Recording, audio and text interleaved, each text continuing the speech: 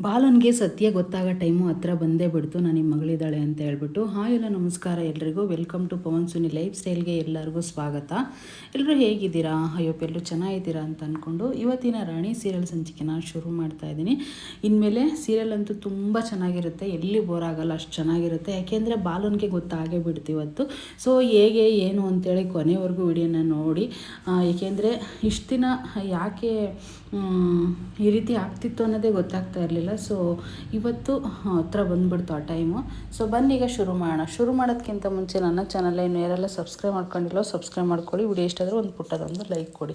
ಇನ್ನು ಈ ಅಜ್ಜಿ ಈ ರಾಣಿನ ಸ್ಕೂಲಿಗೆ ಕಳಿಸೋದು ಬಿಟ್ಟು ಇಲ್ಲಿ ಕೆಲಸನ ಹುಡ್ಕೊಂಡು ಬಂದಿರ್ತಾಳೆ ರಾಣಿನ ಕರ್ಕೊಂಡು. ಆ ರಾಣಿ ಬರೇ ಸುಳ್ಳು ಹೇಳ್ತಿದ್ದೀರಲ್ಲ ಅಜ್ಜಿ, ಸುಳ್ಳು ಹೇಳ್ಬಾರ್ದು, ನನಗೆ ಈ ರೀತಿ ಸುಳ್ಳು ಹೇಳೋದನ್ನ ಹೇಳ್ಕೊಟ್ಟೇ ಇಲ್ಲ ಜೈಲಲ್ಲಿ ಅಂತ ಹೇಳ್ತಾ ಇರ್ತಾಳೆ. ಅಲ್ಲ, ಸುಳ್ಳು ಹೇಳಿಲ್ಲ ಅಂತಂದರೆ ಜೀವನನೇ ನಡೆಯಲ್ಲ ಅಂತ ಅಜ್ಜಿ ಹೇಳ್ತಾ ಇರ್ತಾರೆ. ಆದರೆ ಇದು ತುಂಬ ಹೊರಪ್ರಪಂಚ ಇಷ್ಟೊಂದೆಲ್ಲ ಸುಳ್ಳು ಹೇಳ್ತಿದ್ದಾರೆ. ಜೈಲಲ್ಲಿ ಯಾರೂ ಸುಳ್ಳು ಹೇಳೋದಿಲ್ಲ ಅಜ್ಜಿ, ಎಲ್ಲ ನಿಜನೇ ಹೇಳ್ತಾರೆ ಅಂತ ಕೂಡ ಆ ಮಗು ಹೇಳುತ್ತೆ.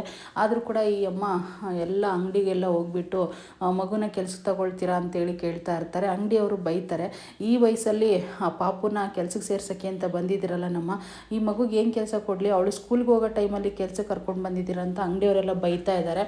ಹಾಗಂದ ತಕ್ಷಣ ಅಜ್ಜಿ ಇದ್ಕೊಂಡು ಕೊಡಿ, ಸ್ವಲ್ಪ ಕಷ್ಟದಾಗಿದ್ದೀವಿ, ನಮಗೆ ಕೆಲಸ ಬೇಕು ಅಂತ ಕೂಡ ಕೇಳ್ಕೊತಾ ಇದ್ದಾಳೆ. ಆದರೆ ಅಯ್ಯಪ್ಪ ಬೈದು ಕಳಿಸ್ತಾ ಇದ್ದಾನೆ.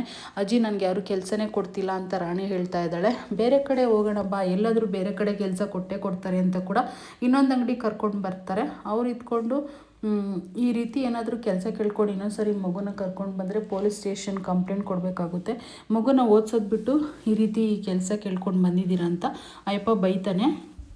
ಸೊ ಇಲ್ಲಿ ಒಂದು ಕಡೆ ಕೂತಿರ್ತಾರೆ ಹಳ್ಳಿ ಮರದ ಹತ್ರ ಮಾತಾಡಿಕೊಂಡು. ಅಷ್ಟರಲ್ಲಿ ಒಬ್ಬ ಅಯ್ಯಮ್ಮ ಯಾರೋ ರೋಡಲ್ಲಿ ಬರ್ತಾಳೆ. ಬಂದುಬಿಟ್ಟು ತಟಾಡ್ಕೊಂಡು ಅಲ್ಲೇ ರೋಡಲ್ಲೇ ಬಿದ್ದೋಗ್ಬಿಡ್ತಾಳೆ. ಬಿದ್ದೋದ ತಕ್ಷಣವೇ ರಾಣಿ ಓಡಿ ಬರ್ತಾಳೆ ಅಲ್ಲಿಂದ. ಸೊ ಯಾಕೆ ಆ ರೀತಿ ಬಿದ್ದೋದ್ರಿ, ಪ್ಲೀಸ್ ಎದ್ದೋಳಿ ಎದ್ದೋಳಿ, ಏನಾಯಿತು ನಿಮಗೆ ಅಂತ ಹೇಳ್ಬಿಟ್ಟು ರಾಣಿ ತಡ್ತಾ ಇರ್ತಾಳೆ. ಅಜ್ಜಿ ಪ್ಲೀಸ್ ಅಜ್ಜಿ ನೀರು ತೊಗೊಂಡು ಬನ್ನಿ ಅಂತ ಕೂಡ ಕೂತ್ಕೊತಾಳೆ ರಾಣಿ. ಆ ಅಜ್ಜಿ ಇದ್ಕೊಂಡು ಇವಳಿಗೆ ಯಾಕೆ ಇವೆಲ್ಲನ ರೋಡಲ್ಲಿ ಹೋಗೋರಿಗೆಲ್ಲನ ಸಹಾಯ ಮಾಡ್ಕೊಂಡು ಕೂತ್ಕೋತಾಳೆ ಯಾವಾಗ್ಲೂ ಅಂತ ಹೇಳ್ಬಿಟ್ಟು ಅಜ್ಜಿ ಬೈತಾ ಇರ್ತಾಳೆ. ಅಯ್ಯೋ ಅಜ್ಜಿ ರೋಡಲ್ಲಿ ಬಿದ್ದೋಗಿದ್ದಾರೆ ಅಜ್ಜಿ, ನೀರು ಕೊಡಿ ಅಜ್ಜಿ ಅಂತ ಹೇಳ್ಬಿಟ್ಟು ಈಸ್ಕೊಂಡಾಗ ಆ ನೀರು ಇಸ್ಕೊಂಡು ಆ ಮಕ್ಕದ ಮೇಲೆ ಹಾಕ್ತಾಳೆ ರಾಣಿ. ಅಲ್ಲ ರಾಣಿ, ಇದೆಲ್ಲ ನಿನ್ಗೆ ಯಾಕೆ ಬೇಕು, ರೋಡಲ್ಲಿ ಹೋಗೋರಿಗೆಲ್ಲ ಯಾಕೆ ಹೆಲ್ಪ್ ಮಾಡ್ತಿದ್ದೀಯ ಅಂತ ಕೇಳಿದಾಗ, ಅಯ್ಯೋ ಅಜ್ಜಿ ಅವರು ಬಿತ್ತೋಗ್ಬಿಡ್ತಿದ್ರು ಅಜ್ಜಿ ಅಂತ ಹೇಳ್ಬಿಟ್ಟು ಎದಳಿಸ್ತಾಳೆ. ಆ ಅಮ್ಮ ನೀರು ಹಾಕಿದ ತಕ್ಷಣ ಎದ್ಬಿಟ್ಟು ಅದೇನೋ ಬೇರೆ ಹೆಸರಲ್ಲಿ ಕೂಗ್ತಾಳೆ. ಹಂಗಂದ ತಕ್ಷಣ ರಾಣಿ ಇದ್ಕೊಂಡು ಅಯ್ಯೋ ನಾನು ಆ ಹೆಸರಲ್ಲ, ನಂದು ರಾಣಿ ಅಂತ ಹೇಳ್ತಾಳೆ. ಸೊ ಇಲ್ಲಿ ಒಂದು ಕಡೆ ಇನ್ನು ಬಾಲ ಬಂದಿರ್ತಾನೆ ಇವತ್ತು ಕೋರ್ಟ್ಗೆ. ಯಾಕೆ ಅಂತಂದರೆ ಲಾಯರ್ ನೋಟಿಸ್ನ ಕಳಿಸಿರ್ತಾಳೆ ಕಾವೇರಿ. ಅಂದರೆ ಇವಾಗ ಸತ್ಯ ಆಲ್ರೆಡಿ ಲಾಯರ್ನ ಹಿಡ್ಕೊಂಡು ಅವಳನ್ನ ಬಿಡಿಸ್ಬೇಕಂತ ಪ್ರಯತ್ನ ಮಾಡ್ತಿದ್ದಾನಲ್ವ. ಸೊ ಹಾಗಾಗಿ ಲಾಯರ್ ನೋಟಿಸ್ನ ಕಳಿಸಿರ್ತಾನೆ. ಆ ನೋಟಿಸ್ನ ತೊಗೊಂಡು ಜೈಲಿಗೆ ಬಂದಿರ್ತಾನೆ. ಇದೇನು ಕಾವೇರಿ ಇದು, ನೀನು ಯಾಕೆ ಲಾಯರ್ ನೋಟಿಸ್ನ ಕಳಿಸಿದೀಯಾ ಅಂತ ಹೇಳ್ಬಿಟ್ಟು ಇದೇನಿದು ಅಂತ ಕೇಳ್ತಾನೆ. ಹಂಗೆ ಹೇಳಿದ ತಕ್ಷಣ ಕಾವೇರಿ ಇದ್ಕೊಂಡು ನೀನೇ ನೋಡು ಓದಿ ಅಂತ ಹೇಳ್ಬಿಟ್ಟು ಕಾವೇರಿ ಹೇಳ್ತಾಳೆ. ಇದೆಲ್ಲ ಸರಿ ಹೋಗಲ್ಲ ನೋಡು ಕಾವೇರಿ, ಈ ರೀತಿ ಎಲ್ಲ ಮಾಡೋದು ನೀನು ತಪ್ಪು ಅಂತ ಹೇಳ್ಬಿಟ್ಟು ಬಾಲ ಹೇಳ್ತಾನೆ.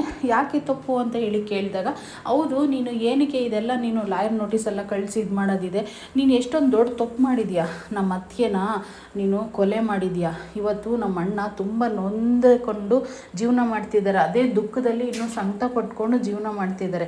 ನೀನು ನೋಡಿದ್ರೆ ಈ ರೀತಿ ನೋಟಿಸ್ನ ಕಳಿಸಿದ್ಯಾ, ಈ ನೋವೇ ಅವ್ರಿಗೆ ಸಹಿಸ್ಕೊಳಕ್ಕಾಗಿಲ್ಲ, ಈ ಇನ್ನೊಂದು ನೋವು ಬೇರೆ ಕೊಡ್ತಾ ಇದೆಯಾ, ಇದೆಲ್ಲ ಸರಿ ಹೋಗಲ್ಲ, ವಾಪಸ್ ತಗೋ ಅಂತೇಳಿ ವರದ ಕೇಳ್ತಾನೆ. ಆಗ ಕಾವೇರಿ ಇದ್ಕೊಂಡು ಹೌದು ನಿಮ್ಮ ವರದಣ್ಣ ಮಾಡಿರೋದು ಮಾತ್ರ ನಿನಗೆ ಎಲ್ಲ ಕಾಣಿಸ್ತಾ ಇದೆ, ಆದರೆ ಹೆಂಡ್ತಿ ಮಾಡಿರೋದು ಮಾತ್ರ ಏನೂ ಕಾಣಿಸ್ತಾ ಇಲ್ಲ ಅಂತ ಕಾವೇರಿ ಹೇಳ್ತಾ ಇರ್ತಾಳೆ.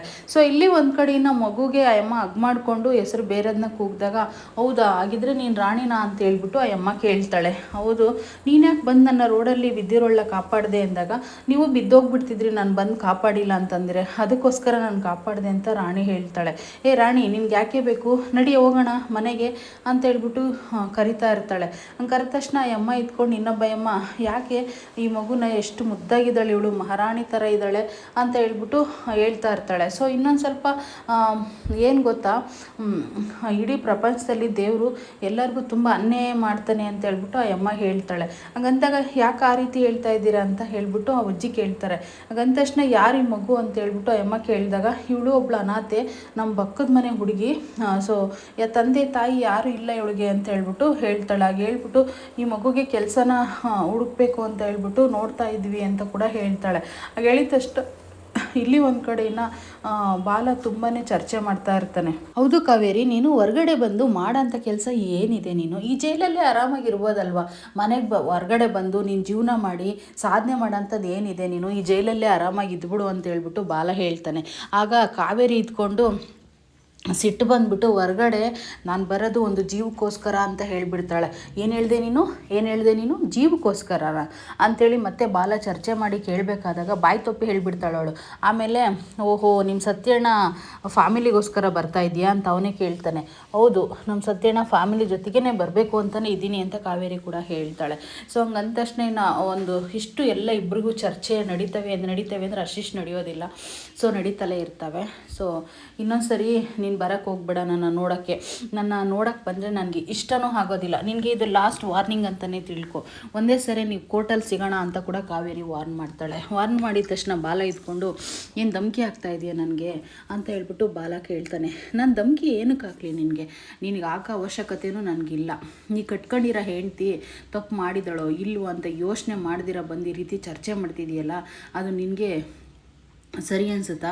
ಸುಮ್ಮನೆ ಇಲ್ಲಿಂದ ಹೊರಟು ಬಿಡು, ಫಸ್ಟು ನಾವು ಕೋರ್ಟಲ್ಲಿ ಸಿಗೋಣ ಅಂತ ಕಾವೇರಿ ವಾರ್ನ್ ಮಾಡ್ತಾಳೆ. ಸೊ ಫೈನಲಿ ಇಲ್ಲಿ ಒಂದು ಕಡೆ ಈ ಅಮ್ಮ ಚರ್ಚೆ ಮಾಡ್ತಲೇ ಇರ್ತಾಳೆ. ಅಂದರೆ ಮಗುನ ನೋಡಿ ನನ್ನ ಮಗಳು ಅಂತ ಹೇಳ್ಬಿಟ್ಟು. ಮತ್ತು ನೀವು ಅಜ್ಜಿ ಬೇರೆ ಅನಾಥೆ ಅಂತ ಹೇಳಿರ್ತಾಳಲ್ವ, ಆವಾಗ ಒಂದಿಷ್ಟು ಮಾತುಗಳು ಹೇಳ್ತಾಳೆ. ಈ ಪ್ರಪಂಚದಲ್ಲಿ ಹೆಂಗೆ ಗೊತ್ತೇನಮ್ಮ, ದೇವರು ಮಗು ಬೇಕು ಅಂತ ಬೇಡ್ಕೊಂಡ್ರೆ ಮಗುನ ಕೊಡೋದಿಲ್ಲ, ಬೇಕಿಲ್ದವ್ರಿಗೆ ಬೇಕಾದಷ್ಟು ಕೊಡ್ತಾನೆ. ಆಮೇಲೆ ನಮ್ಮಂಥವ್ರಿಗೆಲ್ಲ ಒಳ್ಳೆಯವ್ರಿಗೆಲ್ಲ ಮಗುನೇ ಕೊಡೋದಿಲ್ಲ ಅಂತ ಹೇಳ್ಬಿಟ್ಟು ಹೇಳ್ತಾ ಇರ್ತಾಳೆ. ಸೊ ಯಾಕೆ ಈ ಮಗುನ ಈ ರೋಡಲ್ಲಿ ಕರ್ಕೊಂಡು ಹೋಗ್ತಿದ್ದೀರಾ ಅಂತ ಕೇಳ್ತಾಳೆ. ಏನಿಲ್ಲ ಕಣಮ್ಮ, ಈಗ ಮಗುಗೆ ಜೀವನ ಮಾಡೋಕ್ಕೂ ಆಗ್ತಾಯಿಲ್ಲ, ಇದು ಅನಾಥೆ ಹುಡುಗೆ, ಈ ಹುಡುಗೆ ಕಷ್ಟ ಸುಖ ಊಟ ತಿಂಡಿಗೆಲ್ಲ ನೋಡ್ಕೋಬೇಕಲ್ವ, ಕೆಲಸನ ಹುಡ್ಕೊಂಡು ಬಂದಿದ್ವಿ ಅಂತ ಕೂಡ ಹೇಳ್ತಾಳೆ. ಹಂಗೆಲ್ಲ ಈ ವಯಸ್ಸಲ್ಲಿ ಕೆಲಸಕ್ಕೆ ಕಳಿಸ್ಬಾರ್ದು ಈ ಮಗುನ. ಸೊ ಏನು ಗೊತ್ತಾ, ಅವಳು ಓದೋ ವಯಸ್ಸು ಇವಾಗ, ಅದಕ್ಕೋಸ್ಕರ ಅಂತಂದಾಗ ದುಡ್ಡು ಬೇಡವೇನಮ್ಮ ಓದ್ಸೋಕ್ಕೆ ಅಂತೇಳಿ ಎಲ್ಲ ಸುಳ್ಳು ಕತೆಗಳನ್ನ ಅಜ್ಜಿ ಕಟ್ತಾಳೆ. ಅದನ್ನು ರಾಣಿ ತುಂಬ ಶಾಕಿಂದ ನೋಡ್ತಾಳೆ. ಅವಳಿಗೆ ಸುಳ್ಳು ಹೇಳೋದಂದರೆ ಆಗೋದೇ ಇಲ್ಲ, ಸುಳ್ಳು ಹೇಳೋಕ್ಕೂ ಇಷ್ಟ ಇಲ್ಲ, ಅವರಮ್ಮ ಆ ರೀತಿ ಬೆಳೆಸೂ ಇಲ್ಲ. ಅದಾದಮೇಲೆ ಆ ಅಮ್ಮ ಏನು ಮಾಡ್ತಾಳೆ ಗೊತ್ತಾ, ನಿಮ್ಮ ಹತ್ರ ಸ್ವಲ್ಪ ಕೆಲಸ ಇದೆ ಬನ್ನಿ ಅಂತೇಳ್ಬಿಟ್ಟು ಕೈ ಹಿಡ್ಕೊಂಡು ಆ ಅಜ್ಜಿನ ಕರೀತಾಳೆ ಸೈಡಿಗೆ. ಯೋಚನೆ ಮಾಡ್ತಾಳೆ, ಹಂಗೆ ಯೋಚನೆ ಮಾಡಿಬಿಟ್ಟು ಕರೆದುಬಿಟ್ಟು ಸೈಡಿಗೆ, ಮತ್ತು ನಿಮಗೆ ಒಂದು ವಿಷಯ ಹೇಳ್ತೀನಿ, ಬೇಜಾರು ಮಾಡ್ಕೋಬಾರ್ದು ನೀವು ಅಂತ ಹೇಳ್ತಾಳೆ. ಅದೇನು ಹೇಳಮ್ಮ ಅಂತ ಹೇಳಿದಾಗ, ಮತ್ತು ಈ ಮಗುಗೆ ತಂದೆ ತಾಯಿ ಯಾರು ಇಲ್ಲ ಅಂತ ಹೇಳ್ತಾ ಇದ್ದೀರಾ, ನನಗೂ ಒಬ್ಬ ಮಗಳಿದ್ಲು, ಆ ಮಗಳನ್ನ ದೇವ್ರು ಕಿತ್ಕೊಂಡ್ಬಿಟ್ಟ, ಈ ಮಗುನ ನನಗೆ ದತ್ತು ಕೊಡ್ತೀರಾ ಅಂತ ಹೇಳ್ಬಿಟ್ಟು ಕೇಳಿಬಿಡ್ತಾಳೆ. ಹಂಗಂದ ತಕ್ಷಣ ಅಜ್ಜಿ ಇದ್ಕೊಡೇನಮ್ಮ, ಏನೋ ಸಹಾಯ ಮಾಡಿದರೆ ರೋಡಲ್ಲಿ ಬಿದ್ದಿರೋರನ್ನ ಮಗುನೇ ದುಡ್ಸ್ಕೊಂಡು ತಿನ್ನೋಕ್ಕೆ ದತ್ತು ಕೇಳ್ತೀರಾ, ನಿಮ್ಗೇನು ಅನ್ಸಲ್ವಾ ಅಂತ ಅಜ್ಜಿ ಕೇಳ್ತಾಳೆ. ಹಾಗಂದ ತಕ್ಷಣ ಅಯ್ಯೋ, ಆ ಥರ ದುಡ್ಸ್ಕೊಂಡು ತಿನ್ನೋ ಅಷ್ಟು ನಮಗೇನಿಲ್ಲ, ಬೇಕಾದಷ್ಟು ದೇವ್ರು ಕೊಟ್ಟಿದ್ದಾನೆ. ಸೊ ಇನ್ನಿರ್ತೀವಿ ಊರಲ್ಲಿ, ವಾರ ಬಿಟ್ಟು ನಾವು ಬೇರೆ ಕಡೆ ಹೊರಟೋಗ್ಬಿಡ್ತೀವಿ, ಮಗುನ ರಾಣಿ ಥರ ಸಾಕ್ಕೊತೀವಿ, ತುಂಬ ಮುದ್ದಾಗಿದ್ದಾಳೆ ಅಂತ ರಿಕ್ವೆಸ್ಟ್ ಮಾಡ್ತಾಳೆ. ಅಂದ ತಕ್ಷಣ ಅಜ್ಜಿ ಇದ್ಕೊಂಡು ಅಯ್ಯೋ ಹಾಗೆಲ್ಲ ಕಳ್ಸೋಕ್ಕಾಗಲ್ಲ ಕಣಮ್ಮ ಅಂತ ಹೇಳಿದಾಗ, ನೋಡಿ ನಿಮ್ಗೇನು ನಾನು ಸುಮ್ಮನೆ ಕೊಡೋದಿಲ್ಲ, ನಿಮ್ಗೆ ಏನು ಬೇಕೋ ಅದನ್ನೆಲ್ಲ ಕೊಟ್ಬಿಟ್ಟು ಕಳಿಸ್ತೀನಿ ಅಂತ ಕೂಡ ಹೇಳಿಬಿಡ್ತಾಳೆ. ಆಗ ಹೇಳಿದ ತಕ್ಷಣ ನೀವು ಅಜ್ಜಿಗೆ ಅದೇ ಅಲ್ವಾ ಬೇಕಾಗಿರೋದು, ದುಡ್ಡು ಬೇಕಿವಾಗ. ಸೊ ಹಾಗಾಗಿ ಅಲ್ಲ, ನಿನ್ನ ಮೇಲೆ ಯಾವ ಥರ ನಂಬಿಕೆ ಇಟ್ಟು ಕಳಿಸ್ಲಿ ಅಂತಂದರೆ, ನಾನು ಕಾರ್ಡ್ ಕೊಟ್ಟು ಹೋಗ್ತೀನಿ, ನಮ್ಮ ಮನೆ ಕಡೆ ಬಂದು ಒಂದ್ಸರಿ ನೋಡ್ಕೊಂಡು ಬನ್ನಿ, ನಮ್ಮ ಮನೆತನ ನಮ್ಮ ಮನೆಯವ್ರನ್ನ ಮತ್ತು ನಮ್ಮ ಮನೆ ಇರೋದನ್ನ ಎಲ್ಲ ನೋಡ್ಕೊಂಡು ಬನ್ನಿ ಅಂತ ಕೂಡ ಹೇಳ್ತಾಳೆ. ಹಾಗೆ ಹೇಳ್ಬಿಟ್ಟು ಸರಿ ಆಯಿತು ಆಗಿದ್ರೆ ಅಂತೇಳಿ ಒಂದು ಕಾರನ್ನ ವಿಸಿಟಿಂಗ್ ಕಾರ್ಡ್ ಕೊಡ್ತಾಳೆ. ವಿಸಿಟಿಂಗ್ ಕಾರ್ಡಿಗೆ ಕಾಲ್ ಮಾಡ್ಕೊಂಡು ನಮ್ಮ ಮನೆಗೆ ಬನ್ನಿ ಅಂತೇಳಿ ಅಜ್ಜಿ ಆ ಕಾರನ್ನ ಇಸ್ಕೊಂಡ್ಬಿಟ್ಟು ಈಗ 50 ಲಕ್ಷ ದುಡ್ಡು ಕೊಡ್ತಾಳೆ. ಈ ಮಗುನ ಕೊಟ್ಟರೆ ಆರಾಮಾಗಿ ನಮ್ಮ ಸರಳ ಜೀವನ ಸೆಟ್ಲಾಗುತ್ತೆ, ಫ್ಯಾಮಿಲಿ ಸೆಟ್ಲಾಗುತ್ತೆ, ಇದೇ ಒಳ್ಳೆಯದು ನಾನು ಮಾಡೋದು ಅಂತ ಹೇಳ್ಬಿಟ್ಟು ಅಜ್ಜಿ ದುಡ್ಡಿಗೋಸ್ಕರ ಆಸೆ ಪಟ್ಟು ಮಗಳು ಜೀವನ ಸರಿ ಮಾಡಬೇಕು, ಇನ್ನೊಂದು ಮತ್ತೊಂದು ಏನೋ ಹುಟ್ಟಿದ ದುಡ್ಡಿನ ವ್ಯಾಮೋಹದಿಂದ ಸರಿ ಆಗಿದ್ರೆ ನಾಳೆ ಬಂದು ಕಾಂಟ್ಯಾಕ್ಟ್ ಮಾಡ್ತೀವಿ ಅಂತ ಕೂಡ ಹೇಳಿಬಿಡ್ತಾಳೆ. ಇನ್ನು ಆಗ ಹೇಳಿದ ತಕ್ಷಣ ಸರಿ ಆಯಿತು ಅಂತ ಹೇಳ್ಬಿಟ್ಟು ಅಯ್ಯಮ್ಮ ರಾಣಿಗೆ ಟಾಟಾ ಬಾಯಿ ಹೇಳಿ ತುಂಬ ಮುದ್ದಾಗಿದೆಯಾ ಮಗು ಅಂತ ಹೇಳ್ಬಿಟ್ಟು ಹೇಳಿ ಹೊರಟೋಗ್ಬಿಡ್ತಾಳೆ. ಹಂಗಂದ ತಕ್ಷಣ ಇಲ್ಲಿ ಒಂದು ಕಡೆನ ನಗ್ತಾ ಇರ್ತಾಳೆ ರಾಣಿ. ಸೊ ನಿಮಗೆ ಕೆಲಸ ಸಿಕ್ತು ಅಂತಲೇ ಹೇಳ್ಬಿಡ್ತಾಳೆ ಅಮ್ಮ ಹಂಗಂತ. ಇನ್ನು ವಾಪಸ್ ಬರಬೇಕಾದಾಗ ಸತ್ಯಣ್ಣ ಎದುರಾಗ್ಬಿಡ್ತಾರೆ. ಸತ್ಯಣ್ಣ ಎದುರಾದ ತಕ್ಷಣವೇ ರಾಣಿಗೂ ಅಜ್ಜಿಗೆ ತುಂಬಾ ಶಾಕ್ ಆಗಿಬಿಡುತ್ತೆ. ಶಾಕು ಅಂತಂದ್ರೆ ಅಂತಿಂಥ ಶಾಕ್ ಅಲ್ಲ, ಸಿಕ್ಕಾಬಟ್ಟೆ ಶಾಕ್ ಆಗುತ್ತೆ. ಸೊ ನೋಡಿದ್ರೆ ಇಲ್ಲ ಅಂಥೇಳಿ ನೋಡೋಣ. ಸೊ ಇಲ್ಲಿ ಒಂದು ಕಡೆನ ಪೊಲೀಸ್ನವರು ಬಾಲುನ ಬರೋಕ್ಕೆ ಹೇಳಿರ್ತಾರೆ. ಅಂದರೆ ಯಾಕೆ ನೀವು ಡೈಲಿ ಕಾವೇರಿನ ನೋಡೋಕ್ಕೆ ಬರ್ತೀರಾ, ಕಾವೇರಿಗೆ ನೀವು ಏನಾಗಬೇಕು, ಅದು ಒಳ್ಳೆ ಲಾಯರ್ ದೊಡ್ಡ ಅಧಿಕಾರಿಗಳಿಂದನೇ ಪರ್ಮಿಷನ್ ತೊಗೊಂಡು ಲಾಯರ್ ನೋಡೋಕ್ಕೆ ಬರ್ತಿರಲ್ಲ, ವೀಕ್ಲಿ ಯಾಕೆ ಅಂತ ಹೇಳ್ಬಿಟ್ಟು ಕೇಳ್ತಾರೆ. ನಿಮ್ಗೇನಾಗಬೇಕು ಅವರು ಅಂತ ಹೇಳ್ಬಿಟ್ಟು, ಏನಿಲ್ಲ ಮೇಡಮ್, ಅವರು ನಮ್ಮ ಎದುರಾಗಿ ಕಂಪ್ಲೇಂಟ್ ಕೊಟ್ಟಿದ್ದಾರೆ, ಸೊ ಅದಕ್ಕೋಸ್ಕರ ಬರ್ತೀವಿ ಅಂತ ಹೇಳ್ಬಿಟ್ಟು ಹೇಳಿದಾಗ, ಇನ್ಮೇಲೆ ಅವಳು ಲಾಯರ್ ನೋಟಿಸ್ ಕಳಿಸಿದ್ದಾಳೆ, ನೀವು ಹಾಗೆಲ್ಲ ನೋಡೋಕ್ಕೆ ಬರೋಂಗಿಲ್ಲ ಇನ್ಮೇಲೆ, ಅದು ರೂಲ್ಸು ಅಂತ ಕೂಡ ಹೇಳ್ತಾಳೆ. ಸರಿ ಆಯಿತು ಮೇಡಮ್, ಇನ್ಮೇಲೆ ಬರೋದಿಲ್ಲ, ಕೋರ್ಟಲ್ಲೇ ಸಿಗ್ತೀನಿ ಅಂತ ಬಾಲ ಹಿಂದಕ್ಕೆ ಹೋಗೋಣ ಅಂತ ಬಂದಾಗ PC ಒಂದು ಫೈಲ್ ಇಟ್ಕೊಂಡು ಬಂದುಬಿಡ್ತಾಳೆ. ಅದನ್ನ ಡ್ಯಾಶ್ ಹೊಡೆದ್ಬಿಟ್ಟು ಕೆಳಗಡೆ ಆ ಫೈಲ್ ಬಿದ್ದೋಗ್ಬಿಡುತ್ತೆ. ಅದನ್ನು ಸಾರಿ ಮೇಡಮ್ ಅಂತೇಳಿ ಆ ಫೈಲೆಲ್ಲ ಎತ್ಕೊಡ್ಬೇಕಾದಾಗ ನೋಡಿ ಈ ರೀತಿ ಒಂದು ತಾಯಿಯಾಗಿದ್ದಾಳೆ ಕಾವೇರಿ ಅನ್ನೋ ಫೈಲ್ ಸಿಕ್ಬಿಡುತ್ತೆ. ನೋಡಿ ಇದೇ ಅವನಿಗೆ ಸೂಚನೆ ಸಿಗೋದು. ಅಯ್ಯೋ ಕಾವೇರಿಗೆ ಮಗಳಿದ್ದಾಳ ಅಂತೇಳಿ ಅಲ್ಲೇ ಅದನ್ನು ನೋಡಿ ತುಂಬಾ ಶಾಕ್ ಆಗಿಬಿಡ್ತಾನೆ. ಸೊ ಇವತ್ತಿನ ಸಂಚಿಕೆ ಇಲ್ಲಿಗೆ ಮುಗಿಸ್ತಾ ಇದ್ದೀನಿ. ನಾಳೆ ಅಂತೂ ತುಂಬ ಚೆನ್ನಾಗಿರುತ್ತೆ, ಯಾಕೆಂದರೆ ಕಾವೇರಿನ ಡೈರೆಕ್ಟಾಗಿ ಕೇಳ್ತಾನೆ, ಏನು ಹೇಳ್ತಾಳೆ, ಏನು ಕತೆ ಆನ್ಸರು, ಅವನಿಗೆ ಏನು ಮಾಡ್ತಾನೆ, ಮಗಳಿದ್ದಳನ್ನು ತಿಳ್ಕೊಳೋ ವಿಷಯನ, ಏನಾದರೂ ಇಲ್ಲಿಂದ ಕಾವೇರಿ ಮೇಲೆ ಏನಾದರೂ ಆಸೆ ಬರುತ್ತಾ, ಮತ್ತು ನನ್ನ ಮಗಳನ್ನ ಹುಡುಕ್ಬೇಕಂತ ಅವನು ಅಂದ್ಕೊಳ್ತಾನ, ಕಾವೇರಿ ನನ್ನ ಮಗಳ ಸವಸಕ್ಕೆ ಬರಬೇಡ ಅಂತ ಹೇಳ್ತಾಳ, ಅದೇನು ಹೇಳ್ತಾಳಂತ ನಾಳೆ ವೆಯ್ಟ್ ಮಾಡಬೇಕಾಗುತ್ತೆ. ಇನ್ಮೇಲಂತೂ ತುಂಬ ಚೆನ್ನಾಗಿರುತ್ತೆ, ಡೈಲಿ ಅಪ್ಲೋಡ್ ಮಾಡ್ತೀನಿ. ಸೊ ವಿಡಿಯೋ ನೋಡೋರಿಗೆಲ್ಲ ನನ್ನ ಕಡೆಯಿಂದ ಧನ್ಯವಾದಗಳು. Thank you.